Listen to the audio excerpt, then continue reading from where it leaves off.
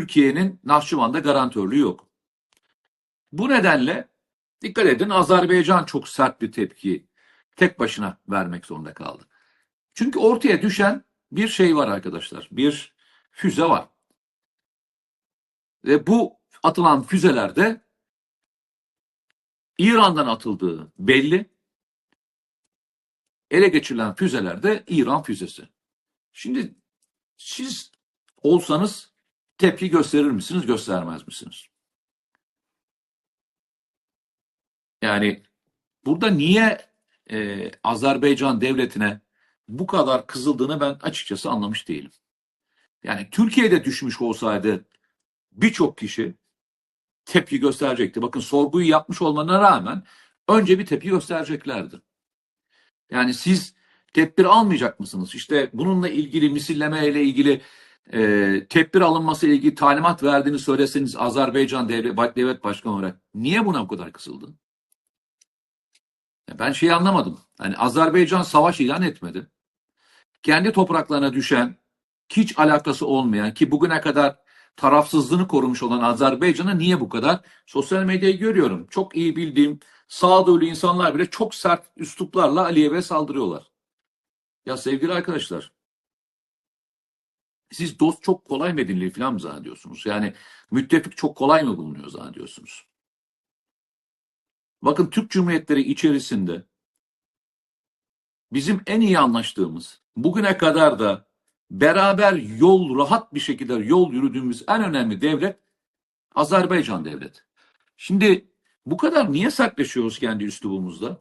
Yani İspanya'ya işte bu kadar güzellemeler yaparken, ki ben de çok severim İspanyolları, bir anda ne oldu da Azerbaycan devletine bu kadar sert üslupla konuşmaya başladık? Ben ciddi söylüyorum, anlamadım. Bakın, şunu söyleyebilirsiniz. Aliyev'e diyebilirsiniz, kardeşim sakin olun. Hani bu bir sahte bayrak operasyonu olabilir falan. Yok, öyle değil. Bu üslup bir üst boyuta geçti. Direkt Azerbaycan devletine ve Aliyev'i direkt hedefe koyan bir konuşma tarzı. Valla adam Kıbrıs konusunda Türkiye'nin yanında oldu. Deprem konusunda Türkiye'nin yanında oldu. İşte ne diyeyim, yangın olur Türkiye'nin yanında olur. En büyük yatırımı Türkiye'ye yapar Azerbaycan devleti. Yani bugüne kadar hani biz ne gördük de bir anda Azerbaycan devletine bu kadar çok yüksek tondan, devletten bahsetmiyorum arkadaşlar, sosyal medyada bu kadar çok yüksek boyutta bir saldırıya geçtik. Ben ciddi söylüyorum, anlamış değilim. Kızabilirsiniz. Yani çok normal. İyi de arkadaşlar, Kıbrıs'taki Türk askerlerini işgalci kabul eden iki tane devlet oldu. Türk devleti oldu. Türk devletler topluluğunda. Kimse ağzını açmadı bu kadar. Kimse bu kadar Türk askerine ne kadar, ki ben televizyonda ve burada ağır eleştirdim. Hiç kimse ağzını açmadı. Bu kadar eleştirilmedi.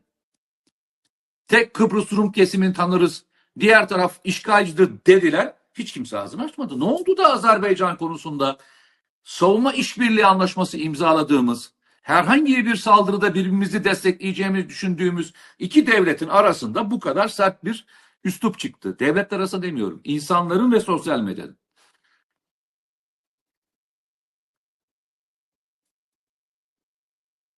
Ben anlamıyorum. Kızabilirsiniz, bir kez daha söylüyorum. Katılmayabilirsiniz. Katılmayabilirsiniz. Herkesin şeyi, yani, ama Azerbaycan ayrı bir devlet arkadaşlar. Azerbaycan bizim peykimiz falan değil. Kıbrıs Türk Cumhuriyeti, yavru vatan diyoruz.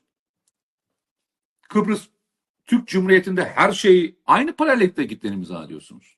Yani her şey çok Türkiye ile eşdeğer mi gittiğini ediyorsunuz? Orası da bir ayrı devlet ve onun da kendi karar organları var. Kendi vatandaşları var. Bakın, bir sürü yardım yapıyoruz, bir sürü ilişkilerimiz fazla, 40 bine yakın asker var diyoruz. Diyorlar ya onlar. Ama sonuçta orası ayrı bir devlet arkadaşlar. Azerbaycan'la ilgili konuşurken de Azerbaycan'ın bir ayrı devlet olduğunu ben hatırlatırım yani. Orası ayrı bir devlet. Evet. Kardeşlik hukukumuz var. Doğru. Soydaşlığımız var. Doğru. Ama orası ayrı bir devlet arkadaşlar. Biz şöyle bir tabir kullanmadık. Tek devlet, tek millet demedik arkadaşlar. Ha. İki devlet, tek millet dedik. Söylediğimiz tek şey bu. O yüzden de farklı karar alabilirler. Sert de tepki verebilirler. Ki size şöyle söyleyeyim. Azerbaycan bugüne kadar İran konusunda en çok çeken ülkelerden bir tanesi. Düşünün. Ermenistan-Azerbaycan savaşında Ermenistan'ı tuttu. Ermenistan'a silah sevkiyatı yaptı. Petrol sevkiyatı yaptı. Yetmedi. Azerbaycan'ın sınırına Ermenistan-Azerbaycan savaşında Ermenistan sınırına asker yığdı. Asker yığdı. Bitmedi. Eğer çok ilerlerseniz müdahale oluruz diye tehdit etti. Toprak bütünlüğüyle ilgili. Sonra Zengezur koridoru ile ilgili tehditler etti. Hem Türkiye'yi hem Azerbaycan'ı. Arkasından İran'daki konsolosluğuna baskın düzenlendi ve içerideki vatandaşları şehit edildi. Arkadaşlar bana söyler misiniz? Biraz da onlar kızsınlar ya. Yani niye kızıyorsunuz ki? Niye kızıyorsunuz ki? Size de bunların aynısını başka bir devlet yapsa veya üstüne üstlük de hiçbir şey yapmadığınız bir yerde yine size roket fırlatmış olsa siz de iki kelam edersiniz arkadaşlar ya. Yani ben anlamıyorum. Ciddi söylüyorum, anlamıyorum. Anlamıyorum. Beğenirsiniz, beğenmezsiniz. Yani bütün beraber çalıştığınız devletlerin hepsi sizinle beraber mi? Mesela Suudi Arabistan sizinle her türlü konuda aynı fikri mi düşünüyor? Birleşik Arap Emirlikleri şu anda tutuyoruz aynı yerde, birçok yerde. Mısır'la aynı çizgide miyiz? Arkadaşlar ya yapmayın. Suriye'de bile, şu anda bile Suriye'de bile aynı paralellikte mi gidiyoruz? Hep bizim söylediğimiz mi yapıyorlar? Yani böyle bir şey var mı ya?